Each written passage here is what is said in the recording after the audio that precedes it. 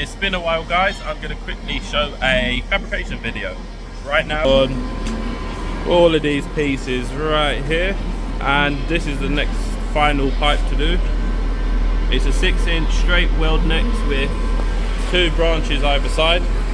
Here's the branch crept up, there's the second branch, here's the 6-inch.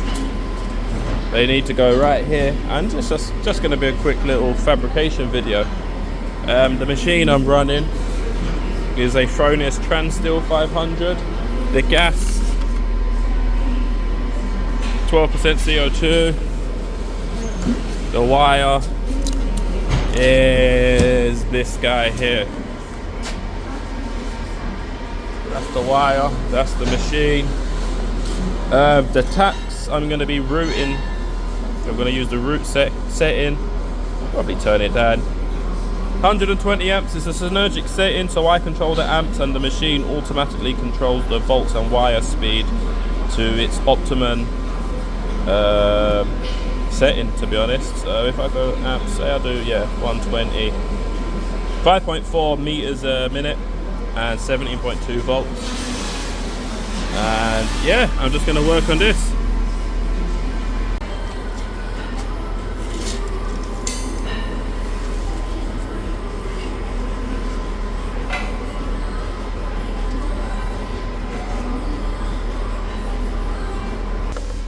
So I just measured it out. I'm going to quickly do some maths to work out where to put on the branches. So the overall was 2,211. So if I do 2,175 plus 150, that works out 3,225. 3,200 with 3. See, that's why I'm dyslexic. 2,325. So yeah, that works out perfect. So I know these measurements, I don't have to change too much because I'm going to put the branches on first without the flanges. If I was to put the flanges on first, then I could measure back and it'd be fine. But I need to compensate and mark the pipe without the flanges on it. So this side here, 150 minus a 3mm gap minus my 55mm for the weld neck, that there is 92mm. So I'm going to mark that on the pipe. You know what, I'm going to change it. I'm just going to measure from the end of the pipe. That measurement I just had, if I minus half the diameter of the pipe, which is 57, it works out to be 35mm. And I'm just going to literally use this chalk. The chalk's going to burn away, so I'll use the pen after.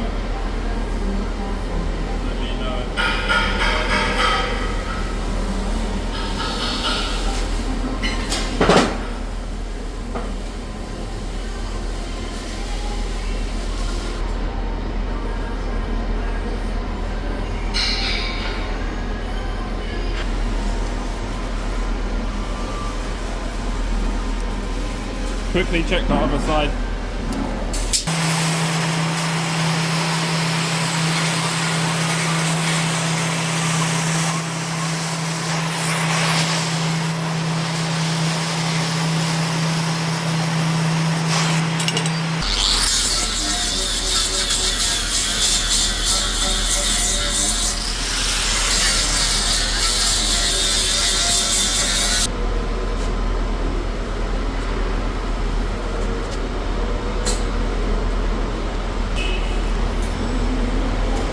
I'm going to stand up, I'm going to look down the bolt holes and try to line this up as best as I can, and then it allows me to get it in about 80 to 90% the right position, and then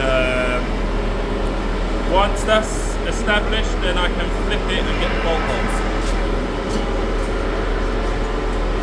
Back down here.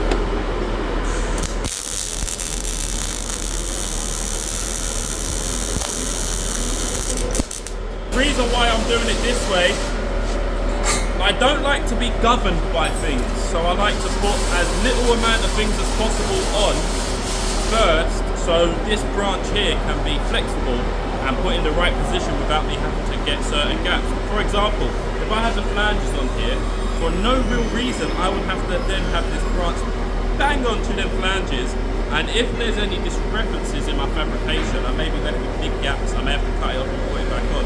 So this way here, this just gets put on level to the pipe, which is super easy. I don't have to worry about nothing. So yeah, now I can turn the pipe down.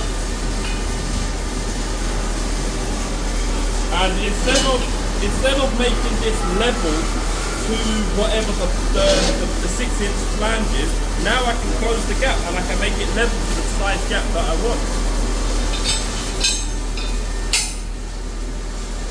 Sort this out. So I just need to copy what this here is. Unfortunately, my fabrication is crazy out right now. That's a bummer. I'm talking about. See how far out the lines are? So I'm going to have to tack the top and twist it. You'll see.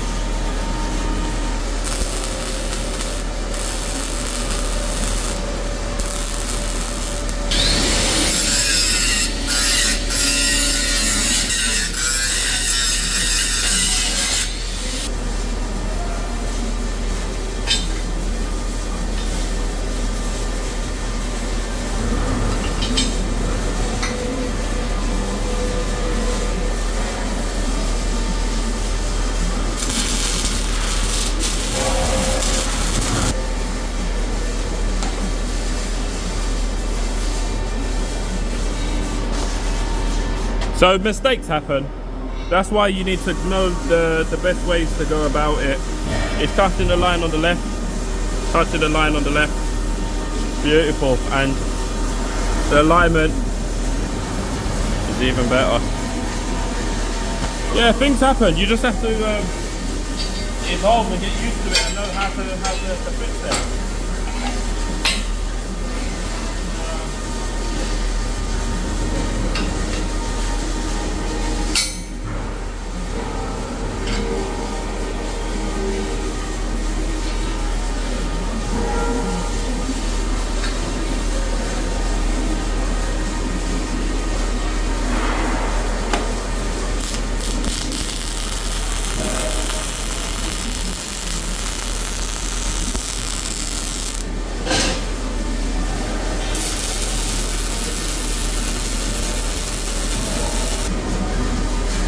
So that's the easy part.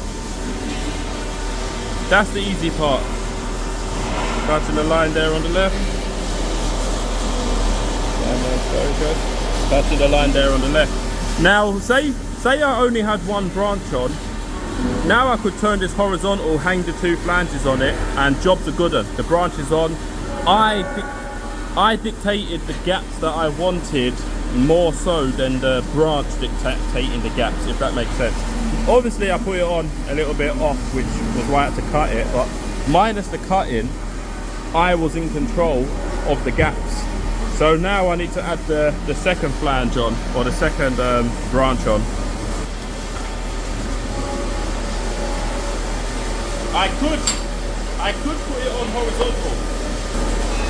I could put it on horizontal like this, but I'll keep 2 V-stands, and depending on the convenience of the pipe, it may be more work to do it that way. I always go by whichever way I find it easiest, and that there is always sticking it on top. So now I'm dictated by the level of this flange.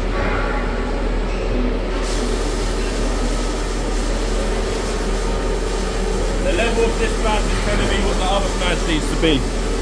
Touching the line on the left. Touching the line on the left. And this one here is touching the line on the right. The reason why I have it touching the lines, I find it touching the lines a lot easier than guessing where the middle is. At least when you know you're touching a line, it's a consistent reference point rather than guessing where the middle is.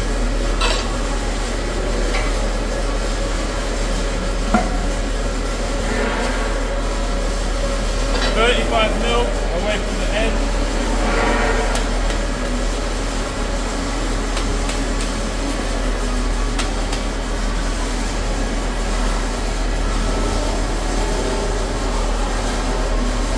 Away from the edge. And now I need to check the levels.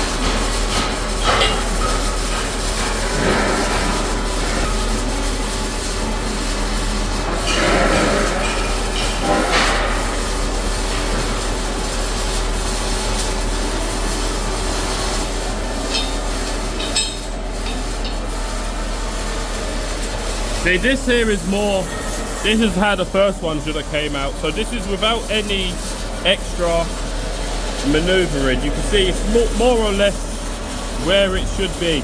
So it doesn't require much moving about at this point.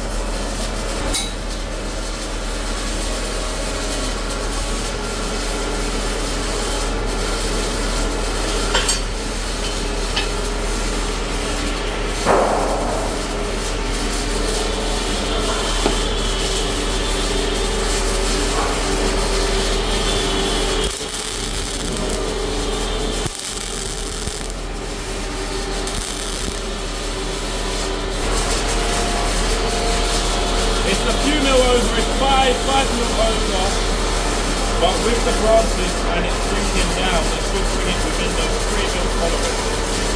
So that's okay. I always prefer to make them bigger than shorter. So that line over there.